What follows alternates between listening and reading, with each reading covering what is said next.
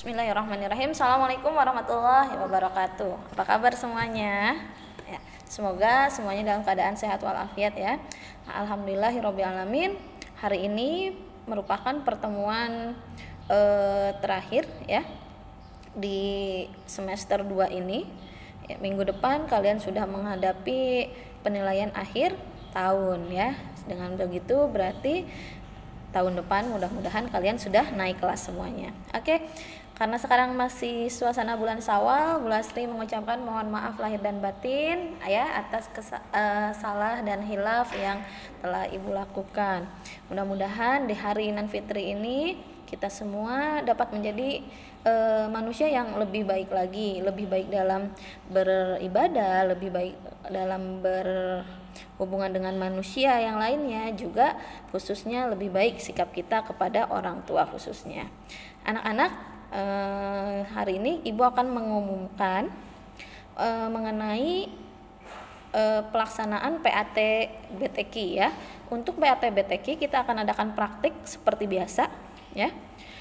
Untuk praktiknya ada 3 jenis ya. Untuk PAT BTQ ada 3 jenis. Yang pertama, membaca secara lisan bacaan mad iwad, mad layin, dan mad badal ya. Yang kedua, kalian akan menentukan atau menjawab hukum tajwid ya. Menjawab hukum tajwid, nanti Bu Lastri siapkan Google Form-nya.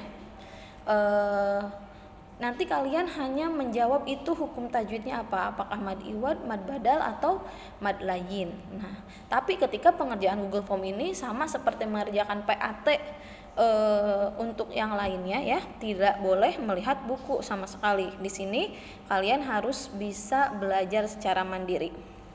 Yang ketiga, ada hafalan ya. Hafalan yang akan dinilai adalah surah Al-Alaq. Tapi hafalan surah Al-Alaq ini hanya bagi kalian yang belum pernah menyetorkan hafalan ke Bu Lastri saja. Bagi yang sudah pernah, insya Allah nilainya sudah ada, jadi tidak perlu. Baik ya. Untuk PAT ya ada 3 ya nak. 1, surah Al-Alaq. Yang pertama membaca secara lisan mad iwad, mad badal, dan mad layin. Yang kedua, menebak hukum tajwid ya, mad iwad, mad badal, dan mad layin. Yang ketiga yaitu menghafal surah Al-Alaq. Itu untuk penilaian praktek BTQ ya, untuk PAT-nya. Nah, hari ini bagi yang masih belum paham tentang mad iwad, mad badal maupun mad layin, boleh ditanyakan ke Bu Lastri ya. Nanti kita akan Ibu jelaskan secara personal bagi kalian yang masih belum paham ya. Pelajari 3 hukum tajwid tersebut. Kalau surah Al-Alaq, insya Allah beberapa dari kalian sudah ada yang hafal ya. Mudah-mudahan ya bisa ya semuanya ya. Nah, untuk surah Al-Alaq ini memang tidak dibahas terjemahnya ataupun pesan-pesan pokoknya untuk PAT ya, tetapi hari ini akan Ibu jelaskan sedikit ya tentang surah Al-Alaq ini. Masih ingat dengan hafalan surah Al-Alaq? Ya, surah Al-Alaq itu apa ya? Ini sangat terkenal surah Al-Alaq ini. Surah Al-Alaq adalah surah yang pertama kali turun ya, tetapi turunnya tidak secara utuh, hanya 5 ayat pertama terlebih dahulu ya. Surah Al-Alaq ayat 1 sampai 5 adalah wahyu yang pertama kali turun ya. Surah Al-Alaq adalah perintah pertama yang Allah berikan kepada Rasulullah SAW, yaitu perintah untuk membaca. Apa yang harus dibaca? Bacalah wahyu Allah, bacalah firman Allah, bacalah semua ciptaan Allah. Nah, anak-anak, maka dari itu kenapa untuk menuntut ilmu salah satu caranya adalah dengan membaca. Dengan cara membaca kita akan mendapatkan ilmu. Baca dari mana, Bu? Baca dari buku, baca dari koran, majalah, bahkan sekarang dari handphone kalian bisa mendapatkan semua bacaan yang kalian inginkan. Tapi hati-hati, yang harus dicari adalah bacaan-bacaan yang bermanfaat ya. Bacaan-bacaan yang mengandung ilmu pengetahuan ya. Nggak boleh mencari bacaan-bacaan yang kurang baik. Nah, jadi kalian harus bisa mensortir ya, mana bacaan yang bisa dibaca, mana bacaan yang tidak bisa dibaca. Dan khususnya baca di situ Iqra. Nah, bacalah wahyu Allah, bacalah firman Allah. Artinya, kita sebagai orang muslim harus membaca Al-Qur'an. Membaca Al-Qur'an di sini bukan hanya membaca Arabnya saja, Nak, tetapi mempelajari, mentadaburi dan memahami arti dari ayat yang kita baca. Ya. Jadi, jangan sampai kita sudah khatam berpuluh-puluh kali tapi kita belum pernah membaca artinya. Ya, tolong dibaca artinya Al-Qur'an juga. Bila perlu bahkan baca tafsir Al-Qur'annya, ya. Karena dengan seperti itu kita akan memahami bacaan atau isi dari kandungan Al-Qur'an tersebut. Nah, ada apa sih di surah Al-Alaq ini ya? Untuk surat Al-Alaqnya insya Allah ya kalian sudah hafal ya. Kita akan coba membahas sedikit tentang pesan-pesan pokok surah Al-Alaqnya ya. Nah, di sini dijelaskan kalau sebenarnya Rasulullah itu tidak bisa membaca ya. Rasulullah dijelaskan bahwa Rasulullah itu tidak bisa membaca. Bukan berarti tidak bisa membaca seperti kita alfabet Arab, bukan seperti itu ya. Tetapi memang pada dasarnya Rasulullah itu tidak bisa membaca. Nah, maka Allah turunkan surah Al-Alaq ini agar bacalah. Nah, jadi bagi orang-orang yang belum bisa membaca tapi harus bisa baca. Seperti itu. Kenapa membaca? Ya, membaca di sini artinya bukan hanya membaca buku teks ya, tetapi membaca itu dapat diartikan mempelajari, memahami serta mengambil hikmah dari sebuah kejadian. Contoh, kita sedang berjalan-jalan, kemudian kita melihat pohon. Wah, kenapa ya? Kok pohon bisa tumbuh? Kenapa daunnya bisa banyak? Siapa yang menumbuhkan pohon tersebut? Nah, ketika kalau kita muncul pertanyaan seperti itu sudah otomatis. Oh, berarti kita itu sudah membaca. Membaca apa? Membaca ciptaan Allah. Setelah kita bertanya seperti itu, kita harus cari tahu.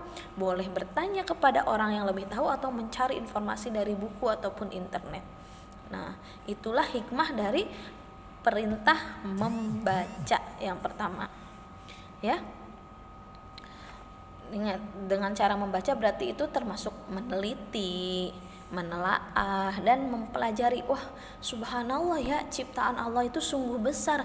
Itu baru satu pohon, sedangkan Allah menciptakan ribuan bahkan ratusan jutaan ribuan makhluknya ya. Nah, kemudian selain perintah membaca, di surah Al-Alaq juga diceritakan tentang penciptaan manusia. Awal mula manusia diciptakan dari segumpal darah ya. Bagaimana segumpal darah itu bisa semakin lama semakin tumbuh, semakin membentuk ya, mulai terbentuk muka, terbentuk tangan, terbentuk kaki dan hingga akhirnya tercipta bentuk yang sempurna ya. Subhanallah ya. Nah, kemudian di surah Al-Alaq juga di sini menjelaskan bahwa manusia itu dimuliakan dengan ilmu. Dengan cara membaca kita akan mendapatkan ilmu. Dengan adanya ilmu itulah yang membedakan manusia dengan makhluk Allah lainnya. Manusia adalah makhluk yang berakal, yang bisa menggunakan ilmunya. Sedangkan binatang mungkin ada yang memiliki otak atau itu tapi tidak dapat menggunakan ilmunya. Ya. Kemudian di ayat akhir juga dijelaskan bahwa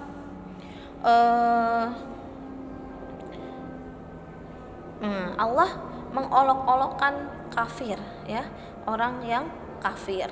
Di sini nauzubillahi min dzalik ya, orang yang kafir adalah orang yang tidak disukai oleh Allah. Hati-hati jika kita bercanda dengan teman kita, kafir kamu, nggak boleh ya, itu berbahaya ya, nggak boleh mengatakan kafir kepada orang muslim ya, karena sudah jelas orang kafir pasti kafir ya, orang kafir tidak mengakui Allah sebagai Tuhan ya, orang kafir. Nah, tapi hati-hati dengan musyrik. Kalau musyrik Bisa jadi orang itu masih orang Islam, tetapi menyekutukan Allah, percaya sama selain dengan Allah. Contoh, aduh besok mau PAT, saya mau bikin doa-doa kemudian ditempel biar PAT-nya lancar. Nah, itu tidak boleh. Tetapi kita harus percaya hanya pada Allah. Ya Allah, berdoa sama Allah. Ya Allah, saya besok mau PAT. Nah, semoga Allah memberikan nilai saya yang bagus, nilai saya yang baik, ya. Tuh. Kemudian di ayat terakhir juga di sini ada janjinya Allah bahwa Allah dan bala tentaranya akan membinasakan orang-orang kafir dan akan melemparkannya ke dalam neraka jahanam, ya. Nauzubillahi min zalik. Semoga kita dijauhkan dari orang-orang kafir, semoga kita dijauhkan dari sifat musyrik juga. Oke, anak-anak, itu dia kandungan tentang surat Al-Alaq, ya. Jadi insya Allah kalau ibu percaya kalau kalian sudah banyak yang hafal surah Al-Alaq. Nah, tetapi tetap kita harus membaca apa sih kandungan dari surah Al-Alaq tersebut, sehingga kita bisa mengamalkan hal-hal yang diperintahkan oleh Allah serta menjauhi hal-hal yang dilarang oleh Allah Subhanahu wa taala. Ya, itu dia untuk kegiatan hari ini. Kita akan berlatih, ya Nak, mengisi halaman 135 ya sampai 136, ya. Halaman 135 sampai 136 bagian A sama bagian B-nya saja. Nanti Bu Lastri koreksi, ya. Oke, itu untuk latihannya kegiatan hari ini, sambil mengisi uji kompetensinya sambil menghafalkan surah Al-Alaqnya, ya Nak. Nah, untuk minggu depan Bu Lastri ulangi PAT kita ada 3 jenis, ya. Ada membaca, ada mengisi atau menebak tajwid, dan yang ketiga ada menghafal. Oke, untuk isi-kisinya nanti Bu Lastri share di grup. Selamat belajar, semoga Allah mudahkan. Oh ya, jika ada yang belum paham tentang mad iwad, mad badal dan mad lain, silahkan ini ya, boleh telepon Bu Lastri langsung deh biar cepat ya Ibu balasnya, ya. Oke, terima kasih untuk kegiatan hari ini anak-anak. Selamat belajar, semoga Allah mudahkan, semoga mendapatkan ilmu yang bermanfaat. Terima kasih. Assalamualaikum warahmatullahi wabarakatuh.